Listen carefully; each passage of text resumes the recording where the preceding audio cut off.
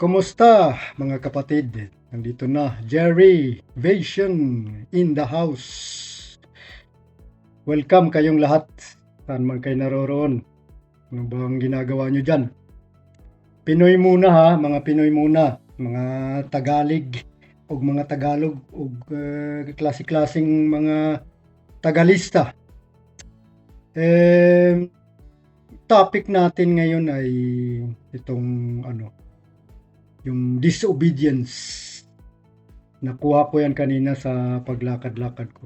30 minutes lakad ako dun. Lamig na ngayon sa dito sa Scandinavian. Cheers.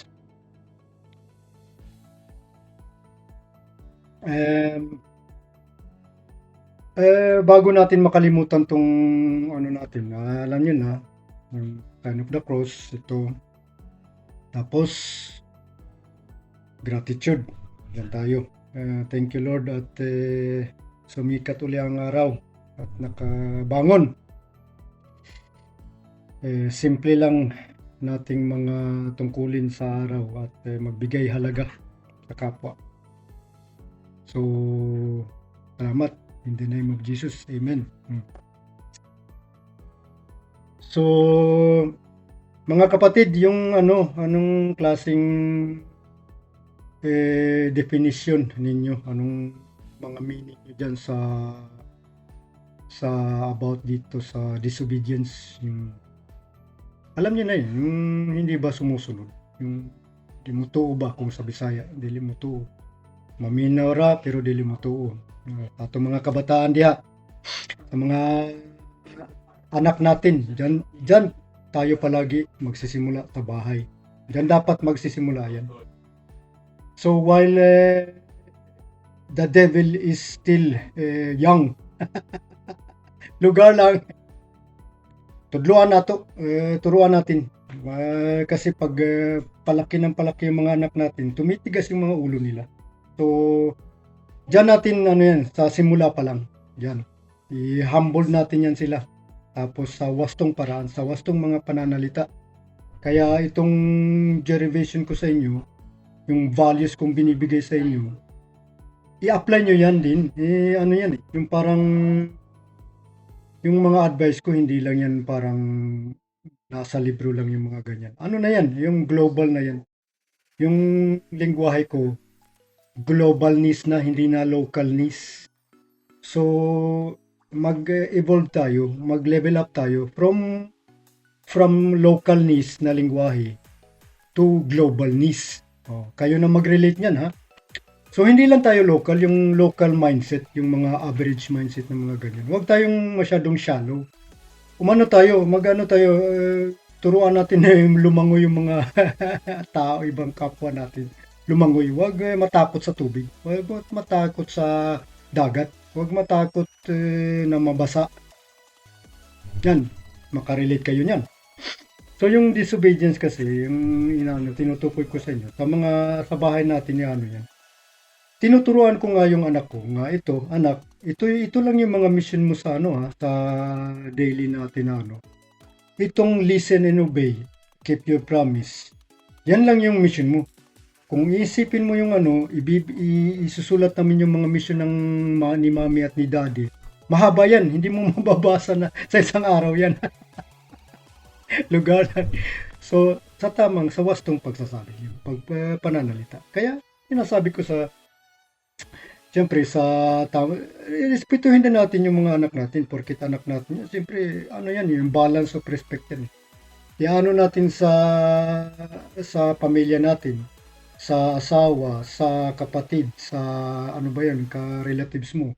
Kahit nga sa kapitbahay, pwede mo rin i-share yan. Magbigay tayo ng halaga. Dahil itong pagbigay ng halaga, hindi yan mabibili. Mahal yan. So yung mga values niyan, more than money yan, more than yan, magandang yan. Bigyan mo ng presyo. Tagaan na itong presyo, value kaniya itong kuwan ba? Ha? Sa Bisaya pa. So maghatag ta, give and take. Dili anta sige take. Nya dili ra pud ng vice versa sad nga give. Kinahanglan nakakwanta. meron tayong sariling ano, o mag-save tayo ng sarili nating energy ng ganyan. So, balance natin yan.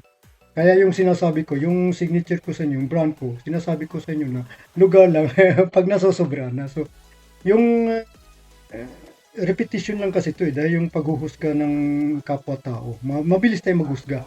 So, wag tayong masyadong mag-judge kaagad. Hindi pa natin alam yung totoong ano talaga, story. Wag tayong mag-judge. Yung pagka-marites at saka maritus natin, ano din yan, isa din yan. Paghuhusga din yan eh. Pumasok tayo, bumalik tayo dito sa mental lab natin, yung sinasabi ko. I-grind natin yan, gumawa tayo ng ano, yung parang nagbe-bake yan, parang oven yan. Bago tayo magsalita, dyan muna, ano natin muna yan, yung para kumpleto yung ingredients, tapos i-connect natin sa ano natin, sa heart natin, yung sinabi ko bang heart set. So meron ka ng mindset, tapos meron pang heart set. Bago ka magsalita, parang na-grind mo na, parang na-process mo na, di ba? Tapos pinili natin na sa wastong paraan, sa wastong pananalita, di ba? Ano yan, yung words, ano, powerful talaga yung words. Pero depende mo paano mo ginamit yung words, di ba? So, pag-approach mo ng words, pag-intindi mo, maganda yung ano yung sinasabi ko sa anak ko. So, listen and obey. Ano yan yung mission mo, konti lang yan. Kung gusto mong ramihan yan, kung parang na-program na yan sa ano mo, parang nasanay ka na, well and good. So, proud ako sa iyo, anak.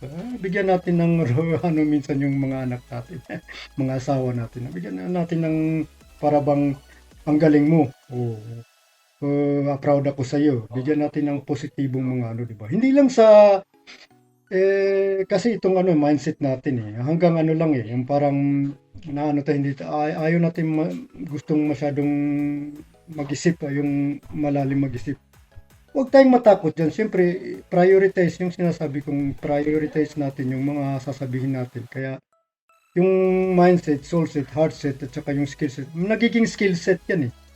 Yung skill set na yan, gagamitin natin, i-forward natin yan sa kapwa natin. Ano natin, i-spread out natin. Yung parang gospel din ba yan? Spread the gospel. Amen, Rosauro. Tama. Tapos, ayan, yung derivation ko, ano yan? Hanggat sa ano pa yan, yung parang mura pa yan ngayon, libre pa yan ngayon. I-apply nyo na yan. Bago, ano yan, tumataas yung presyo niyan. Lugar lang. Salamat, hanggang 10 minutes lang tayo mga kaibigan at masyadong ano ako ngayon, hyper yung boses ko nga, tsaka parang na uplifted ako ngayon Shoutout ako sa mga sisters ko dito, mga kapamilya ko dito na nagbibigay din ng halaga sa akin at syempre kung ganyan yung maano ako yung na-empowered ba ako, empowered, uplifted yung kanta ba alam niyo yung You Lift Me Up. Wala na akong nag-karaoke kami kahapon, so sorry na lang. Kayo na mag-continue niyan. Thank you. And yung yung LGF natin, yung love, gratitude, and forgiveness, i-apply natin yan. Tapos yung love pa rin at peace and understanding. Mag-vibrate tayo. Everyday yan. Radiate love.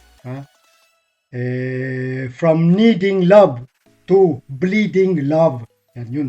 Yan yung bago nating ngayon. From needing love to bleeding love. Kayo na makarelate niyan. Kanta yan ni ni sino ba yun ni magandang boses, sino ba to, si Leona Lewis. So pakinggan niyo yan. Salamat, thank you. God bless and Godspeed. Magbigay halaga. Derivation out. Thank you.